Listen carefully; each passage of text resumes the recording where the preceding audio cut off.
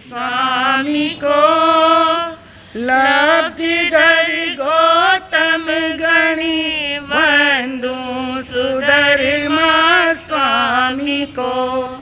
पूज्य गुरुवर जैन दिवाकर चौथमल चरणे नमो।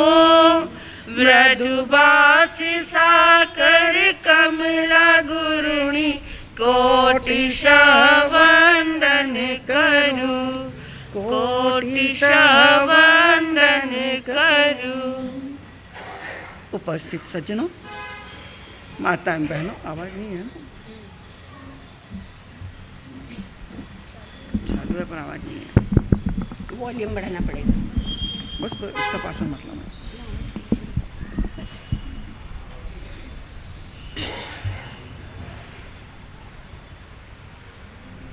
हेलो, बोलो। आवाज नहीं है। हेलो, हेलो, भंडारी जी यहीं बैठा करो। बंदी है।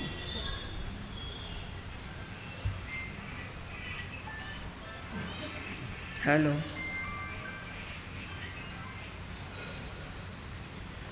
यहाँ से करो ना, नीचे से चालू।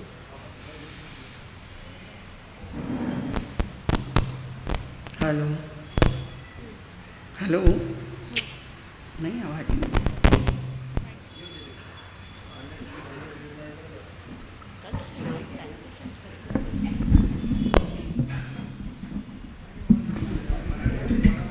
हाँ हाँ, वही कर रहे, वही कर रहे, वही कर रहे, वो इधर से इधर लगा रहे। मुझे नहीं चाहिए।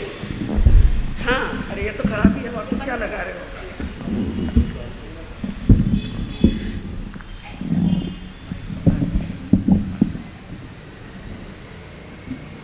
थोड़ा सा नीचा कर।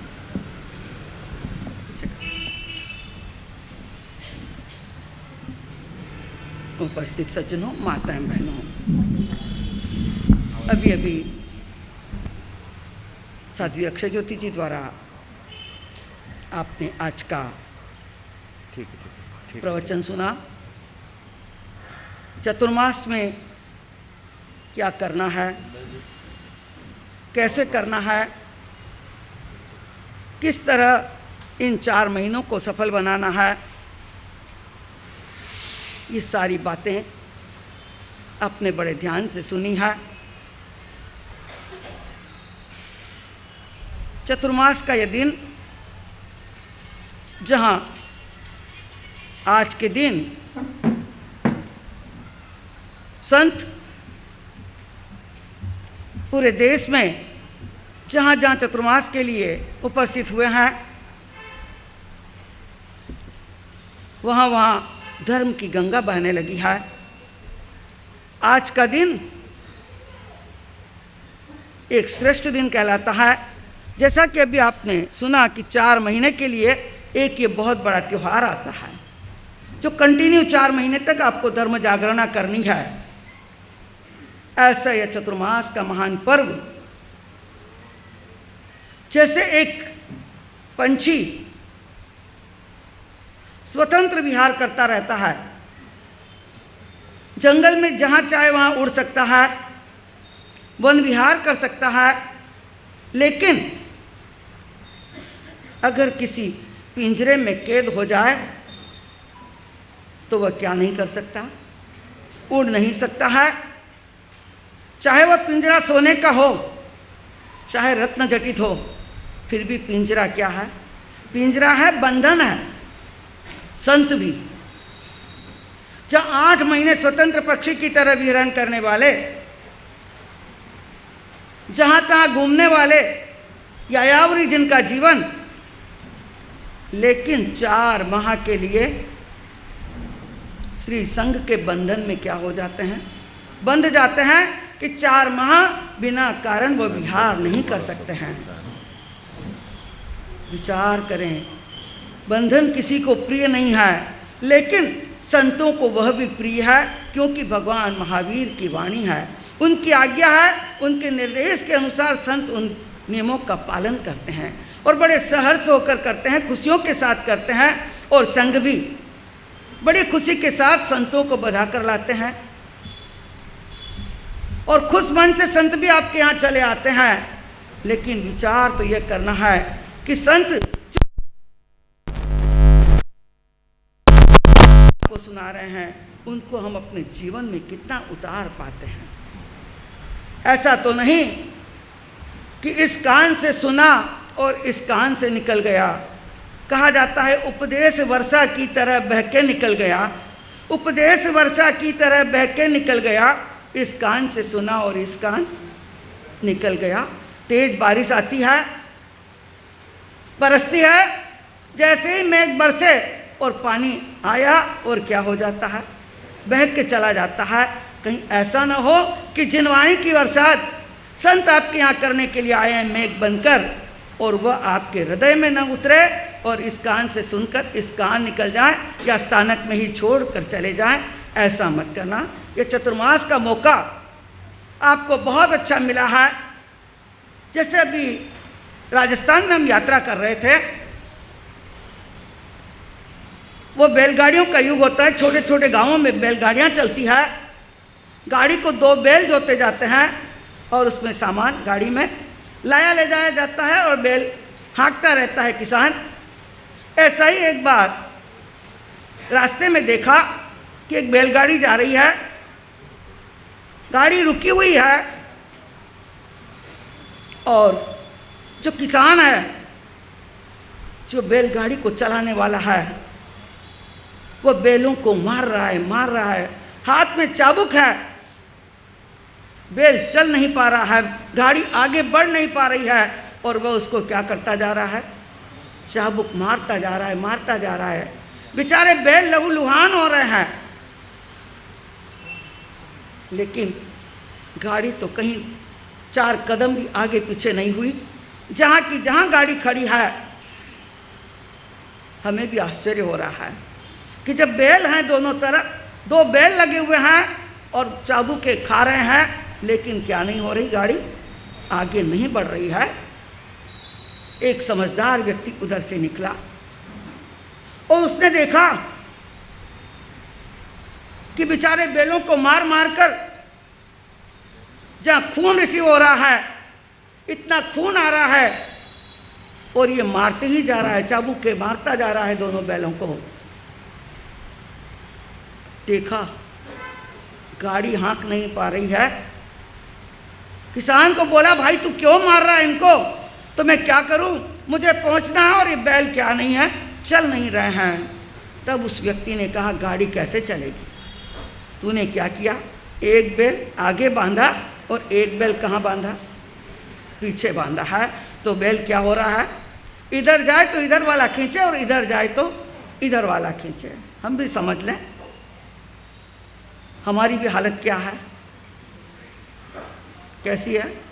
एक कदम आपका कहाँ है, भौतिकता की ओर, और दूसरा कदम कहाँ है, आध्यात्मिकता की ओर। अब विचार करना हमारी स्थिति क्या होगी। जब तक हम भौतिकता से मुंह नहीं मोड़ेंगे, तब तक आध्यात्म में प्रवेश हम जरूर करने को जाते हैं। इतनी साधनाएं करते हैं, इतनी आराधनाएं करते हैं। आप कहेंगे, महाराज हमने इतना किया, इतना धर्म ध्यान किया, इतनी त्याग तपस्या की, इतना जप किया, लेकिन फल नहीं मिला। क्यों नहीं मिला, क्योंकि हमारा कदम कहाँ है, एक कदम भौतिकता में है और एक कदम आध्यात्मिकता की ओर बढ़ा रहे हैं। इसीलिए क्या नहीं हो रहा, पीछे की ओर 8 महीने आप उसी में लगे रहते हो और वही आपको खींचता हुआ चला जा रहा है।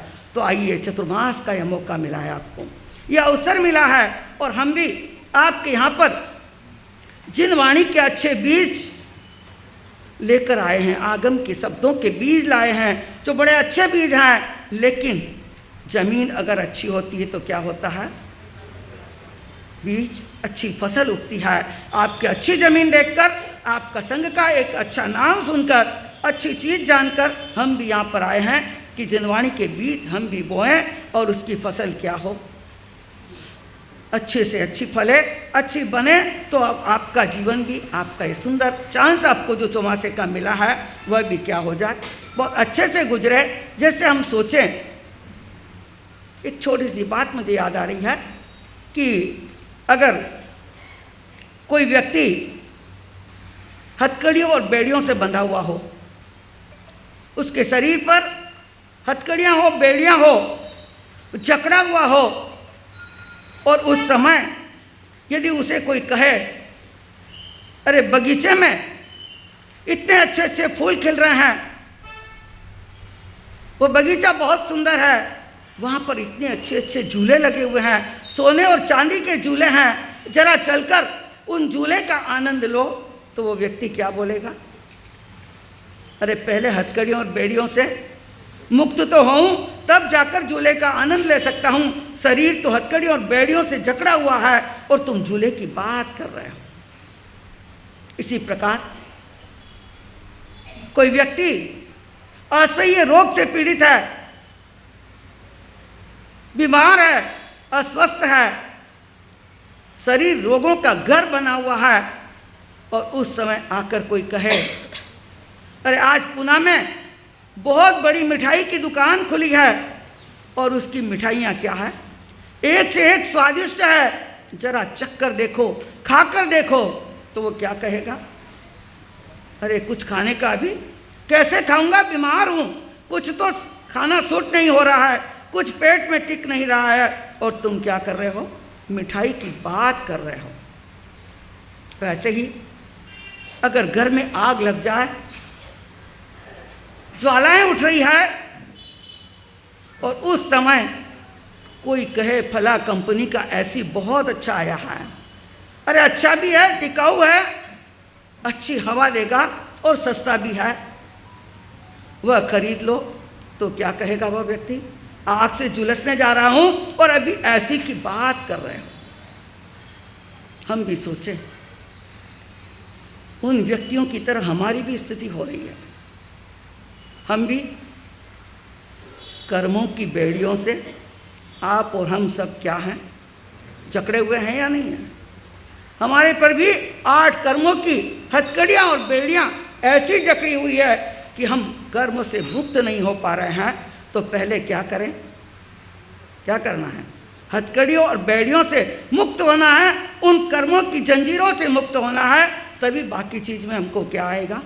आनंद आएगा। नहीं तो हम बाहरी आनंद हमें आएगा ही नहीं, चाहे साधना कितनी भी कर लें, लेकिन कर्मों के कारण हमारी आत्मा भारी हो रही है, तो हम आगे नहीं बढ़ सकते हैं। इसी प्रकार कुसंस्कार के रोग जो एक भव से नहीं, 2 भव से नहीं, न जाने कितने कितने पिछले भवों से, कभी कुकर और सुकर के भव में रहकर आए हैं, कभी शेर के भव में, कभी बिच्छू के भर में, कभी नाग के भव में, न जाने कैसे कैसे उन संस्कारों को लेकर हम इस मानव जन्म में आए हैं। तो उन कुसंस्कारों के रोगों को पहले क्या करें? अरे ख़त्म करें, तब जाके हम कुछ अच्छी चीज़ का आनंद ले सकते हैं। तब कोई अच्छी चीज़ खाएंगे, तपस्या की एक मिठाई या स्वादिष्टता जो आएगी, तो कब आएगी? कुसंस्कारों के रोग नष्ट होंगे तब। और कषायों की आग जल रही है, किसकी? आप में, हम में, सब में ये कषाय की आग जल रही है। क्रोध, मान, माया, लोभ, मोह, माया, ये सब कुछ ऐसी आग हमारे भीतर भी जल रही है। और फिर हम चाहें कि ऐसी क्या करेगी ये साधना, ये तपस्या हमको शांति देगी, आनंद देगा, तो सोच लेना हमें इन तीनों चीज़ों से क्या करना है? मुक्त होना है। ये चतुर्मास हमें इसी संदेश को लेकर आया है कि हम कर्मों की, कषायों की जो बेड़ियां हैं, जो कषाय की आग है, जो कुसंस्कारों के रोग है, उन्हें क्या कर लें? दूर हो जाए उनसे, और हमारा जीवन महान बने, हम एक अच्छे श्रावक बने। एक कवि ने कहा है, श्रावकों सुनिए तुम्हें कुछ कहना है, यूं ही रहोगे तुम या आगे बढ़ना है। श्रावकों सुनिए तुम्हें कुछ कहना है, यूं ही रहोगे तुम या आगे बढ़ना है। कवि के शब्दों में एक श्रावक, आपके पूर्वज, जिनके नाम से भगवान महावीर ने पूरा एक आगम बताया है। कौन सा आगम है वो? हमारी महिलाओं की तरफ से आवाज आई, उपासक दशांग सूत्र, जिसमें सिर्फ 10 श्रावकों का वर्णन है, किसी साधु का वर्णन नहीं है। कि श्रावक हो तो कैसा हो? आनंद कामदेव, महावीर ने कभी नहीं कहा धन मत कमाओ, महावीर के श्रावक करोड़पति थे, अरबपति थे, पैसा कमाते थे, लेकिन उसको व्यय कैसा करना यह भी समझते थे। पाप करके पैसा कमा रहे हो और उसका अगर सदुपयोग नहीं किया तो पैसा क्या होगा? आत्मा को डुबा देगा। पैसा तिरा भी सकता है और पैसा डुबा भी सकता है। तो महावीर के श्रावक आनंद कामदेव जैसे, कामदेव श्रावक की एक छोटी सी घटना, एक दृढ़धर्मी श्रावक जिसका महावीर ने गौरव गाया है, वह कामदेव जब उपाश्रय में बैठकर पोषत कर रहा था। आप भी पोषत करते हैं? करते हैं। ऐसी धर्म जागरणा करते हैं, इधर उधर की बातों में अपना समय बर्बाद नहीं करते हैं। पोषत करना अर्थात आत्मा का पोषण करना है, आत्मा का शोषण नहीं करना। आत्मा का पोषण करे वो पोषद होता है। तो कामदेव श्रावक भी पोषद में बैठा हुआ है, धर्म जागरणा में बैठा हुआ है, दृढ़ धर्मी है, महावीर के प्रति पूर्ण समर्पित वह व्यक्ति है। जब स्वर्गलोक में इसकी चर्चा हुई कि कामदेव श्रावक दृढ़ धर्मी है, उसकी आस्था, उसकी श्रद्धा जिसे कोई डिगा नहीं सकता है, एक देव ने सोचा परीक्षा ले लो कि कैसा श्रावक है। आ गया उपाश्रय में, विभत्स रूप करके, राक्षस का रूप बनाकर विचार करना वह श्रावक कैसा था कि भयंकर राक्षस, अट्टहास करता हुआ एक राक्षस आ जाता है सामने और कहता है, कह दे कि महावीर का धर्म गलत है, असत्य है, झूठा है। क्या कहा? काश हम भी सोचें कि हमारे सामने ऐसी विकट परिस्थिति आ जाए, कोई संकट आ जाए, कोई उपसर्ग आ जाए और ऐसे समय में हमें कोई धर्म से डिगाए तो हम क्या रहेंगे? दृढ़ रहते हैं या नहीं रहते हैं? आप कहेंगे महाराज हम दृढ़ हैं, लेकिन मैं उदाहरण के लिए पूछूं, आपको पता है कि नवकार मंत्र सबसे बड़ा मंत्र है, 14 पूर्वों का सार है, लेकिन फिर भी आपकी आस्था डगमगाती है नहीं? कभी भैरू जी को जाते हो, कभी भवानी को जाते, कभी कहाँ जाते, कभी कहाँ जाते, न जाने किस किस की पूजा करने के लिए आपको पता लगना चाहिए वहाँ चमत्कार है, वह देव ऐसा बता रहा है, वहाँ ऐसा जानता है, आप कहाँ पहुँच जाओगे? नवकार तो जपते जपते जिंदगी हो गई है, अब कोई अच्छा चमत्कार वहाँ से मिल जाए, ये क्या है हमारी? हे आस्था, जरा सोचना हम कितने कमज़ोर हैं, हम कितने। एक वो श्रावक कामदेव है कि जिसकी आस्था कितनी दृढ़ थी, वह देव कह रहा है ये हाथ में मेरी तलवार है, ये तेरे सर के और धड़ से अलग कर देगी अगर तू नहीं बोलेगा कि महावीर का धर्म झूठा है, गलत है, असत्य है। ऐसी विकट परिस्थिति में भी वह श्रावक कामदेव कहता है, इनमेव निगंतम पावयणम सच्चम अणुत्तरम। कहाँ आता है पाठ? किसमें आता है? निर्ग्रंथ प्रवचन जो नमो 24 होता है, उसमें वह श्रावक कह रहा है चाहे कुछ भी हो जाए, महावीर का धर्म सच्चा सच्चा सच्चा है। चाहे मेरी तलवार से सर धड़ अलग कर दे तो मुझे कोई चिंता नहीं, लेकिन महावीर तो मेरे आराध्य हैं, उनका धर्म, उनके वचन सत्य है, जिसको मैं कभी झुठला नहीं सकता। उसकी दृढ़ आस्था और दृढ़ श्रद्धा देखकर वह देव भी क्या हो गया? नतमस्तक हो गया। घड़ी अपना वक्त बता रही है। हम भी सोचें यह चतुर्मास हमें किस लिए मिला है? कुछ अपनी श्रद्धा दृढ़ रखें और जो भी हमें मौका मिला है, जो जिनवाणी मिली है, जो हम श्रवण कर रहे हैं आगम की वाणी, उसे जीवन में उतारने का क्या करें। ऐसा नहीं कि बरसात आई, पानी आया, बह के निकल गया और हमें कुछ न मिला। इस धरती पर अगर कितना भी पानी डालो क्या होगा? बीज उगेगा। चाहे धरती पे पानी डाल दो, बीज उगा लो, बीज डाल दो, लेकिन उगने वाला नहीं है। और काश जमीन सरसब्ज हो हरी भरी हो, खुदाई की हुई हो, मिट्टी की जमीन हो, तो उस पर क्या होगा? बीज पल्लवित और पुष्पित होगा, श्रम साध्य होगा। तो आइए हमारे जीवन की भूमि को, इस हृदय की भूमि को इतना आर्द्र और मिट्टी जैसी बना लें कि जिसमें पानी भी जाए और बीज डाले जिनवाणी के, तो क्या हो जाए? पल्लवित और पुष्पित हो जाए। आज इतना ही कहकर विश्राम लूँ। बोल भगवान महावीर।